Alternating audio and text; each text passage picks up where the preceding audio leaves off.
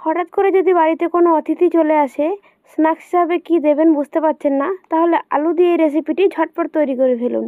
নমস্কার বন্ধুরা, সুকুমারী রান্নাঘরে আপনাদের সকলকে অনেক অনেক ওয়েলকাম। আজ আমি শেয়ার করব ক্রিসপি পটাটো রেসিপি। তার জন্য আমার লাগবে এখানে আলু। আমি বড় সাইজে 3টে আলু নিয়েছি। আলুগুলো সবার ফার্স্টে খোসা ছাড়িয়ে নেব।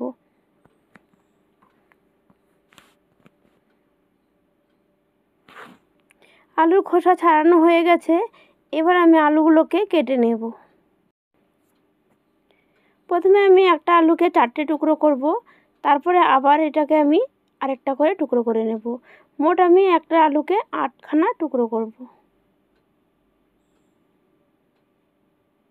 ঠিক এইভাবে আমি সবগুলো আলু কেটে নেব।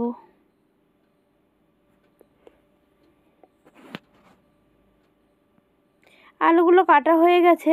এবার আমি জলের মধ্যে দিয়ে দিলাম। এবার খুব ভালোভাবে জল পাল্টিয়ে 2 থেকে 3 বার ধুয়ে নেব।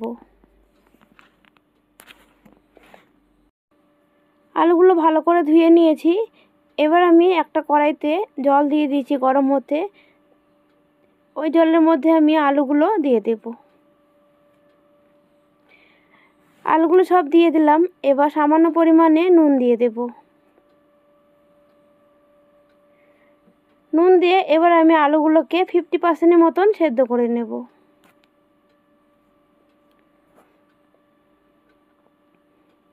আলুগুলো সেদ্ধ হয়ে গেছে। এবার আমি জল থেকে উঠিয়ে নেব।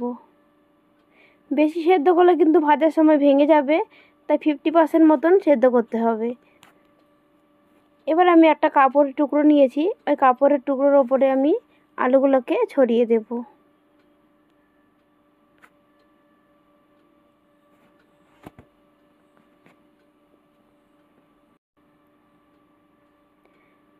এবার আমি হালকা হাতে আলুগুলো দেখুন চেপে চেপে জলটা শুকিয়ে নিচ্ছি। আর এদিকে আমি একটা ব্যাটার তৈরি করব। তার জন্য একটা বাটিতে নিয়ে নেব ময়দা। বড় চামচে 2 চামচ ময়দা নিয়ে নিয়েছি। সেম ওই চামচেরই আমি কর্নফ্লাওয়ার নিয়ে নিলাম 1 চামচ। দিয়ে দিলাম স্বাদ মতো নুন। আর দিয়ে দেব লঙ্কার গুঁড়ো।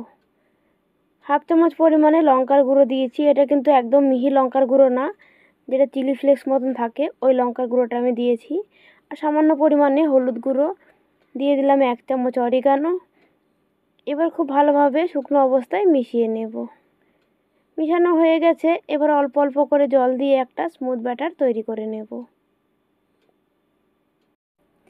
ব্যাটারের ঘনত্বটা আপনারা দেখে বুঝতেই পাচ্ছেন। খুব কিন্তু এখানে পাতলা করা যাবে না, আর খুব মোটা করলেও চলবে না। মিডিয়াম করে একটা ব্যাটার তৈরি করে নিতে হবে। ব্যাটারের ঘনত্বটা আপনারা দেখে বুঝতেই পাচ্ছেন ঠিক কতটা হয়েছে। এবার আমি এর মধ্যে সেদ্ধ করে রাখা আলুগুলো দিয়ে দেব।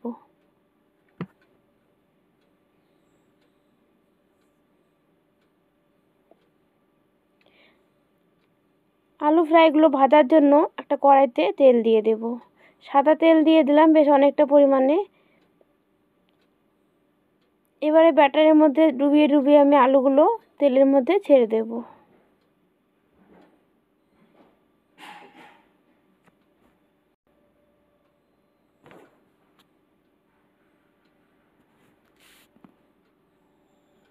যেহেতু তেলের পরিমাণটা বেশি আছে, তাই আমি অনেকগুলো আলু একসাথে ভেজে নেব।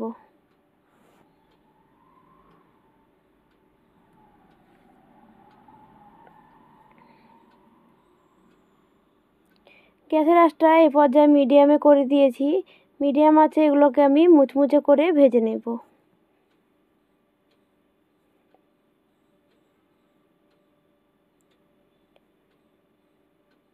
আলুগুলো হালকা লালচে হয়ে গেছে। এবার একবার তেলের মধ্যে ভালোভাবে উল্টিয়ে পাল্টিয়ে দেব।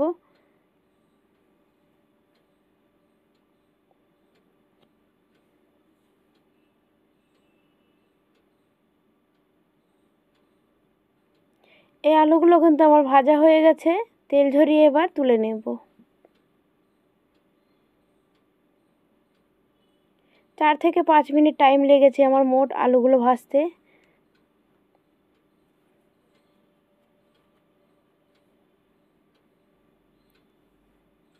বাকি যে আলুগুলো আছে সেম একইভাবে ভেজে নেব।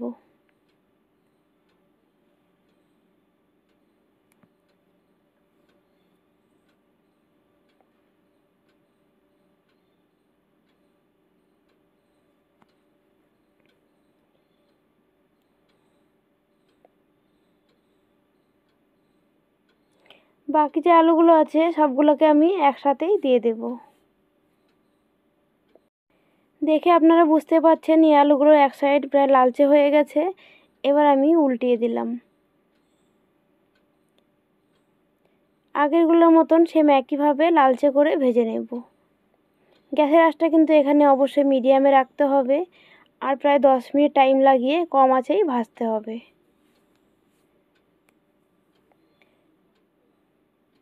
এই আলুগুলো ভাজা হয়ে গেছে, এবার আমি তেল ঝরিয়ে তুলে নেব।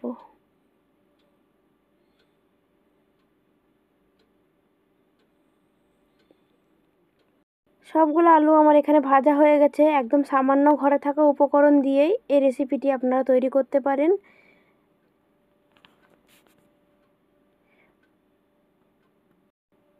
আলুগুলো দেখে আপনারা বুঝতেই পারছেন কতটা ক্রিস্পি হয়েছে।